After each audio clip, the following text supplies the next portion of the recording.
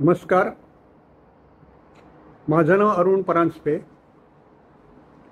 अरुणोदय या यूट्यूब चॅनलवर आज मी आपल्यासमोर 3 कविता सादर करण्याचा प्रयत्न करणार आहे.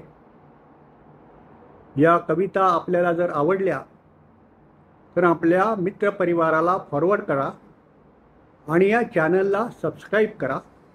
धन्यवाद. नमस्कार. आजच्या या एपिसोडमधली पहिली कविता आहे, मैत्री कशी असते. आता या कवितेला मी सुरुवात करीत आहे. ही कविता व्हॉट्सअपवर आलेली आहे, त्यामुळे ह्याचे एक कवी कोण आहेत याची मला कल्पना नाही. पण ज्या कोणी कवीने ही कविता लिहिलेली आहे त्या कवीला वंदन करून ही कविता मी आता आपल्यासमोर सादर करीत आहे.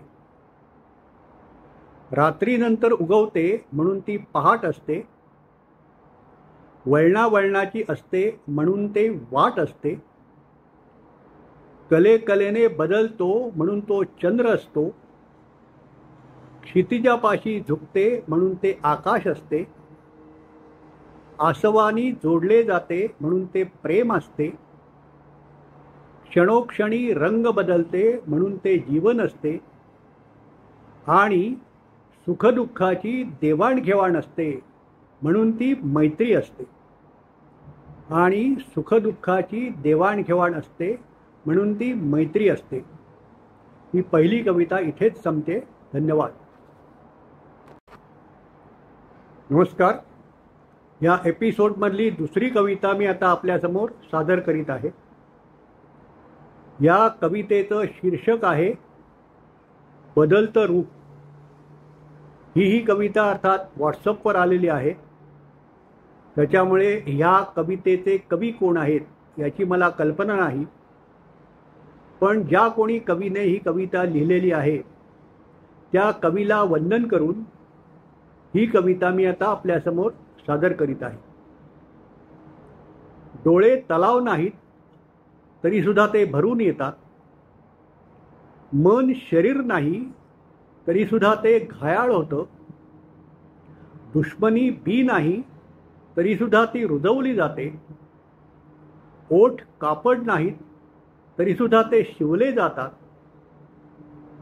निसर्ग पती किंवा पत्नी नाही तरीसुद्धा तो रागावतो, बुद्धी लोखंड नाही तरीसुद्धा तिला गंज चढतो, आणि मनुष्य ऋतू नाही तरीसुद्धा तो सतत बदलत असतो, आणि मनुष्य ऋतू नाही तरीसुद्धा तो सतत बदलत असतो. ही दुसरी कविता इथेच संपते. धन्यवाद. आता या भागातली तिसरी आणि शेवटची कविता मी आपल्यासमोर आता सादर करीत आहे. ही जी उक्ती आहे ही संत नामदेव यांनी लिहिलेली आहे. आपण बोलताना कशी काळजी घ्यावी याचं वर्णन त्यांनी यात केलेलं आहे. या कवितेला मी आता सुरुवात करीत आहे.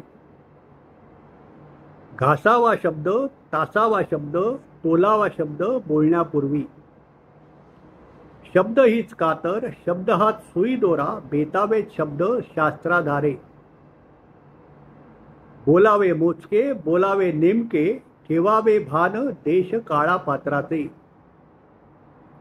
बोलावे बरे, बोलावे खरे, कोणाच्याही मनावर पाडू नये चरे, कोणाचेही व्यंग बिंग धर्म जात पात काढू नये, थोडक्यात समजणे, थोडक्यात समजावणे, मुद्देसूद बोलणे हीच संभाषण कला.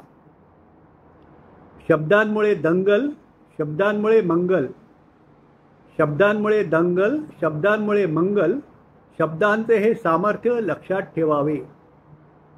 जिभेवरी ताबा सर्व सुखदाता, जिभेवरी ताबा सर्व सुखदाता, पाणी वाणी नासू नये. ही कविता इथेच संपते. या सर्व तिन्ही कविता जर आपल्याला आवडल्या तर आपण आपल्या मित्रपरिवाराला फॉरवर्ड करा आणि या चॅनलला सबस्क्राईब करा. धन्यवाद.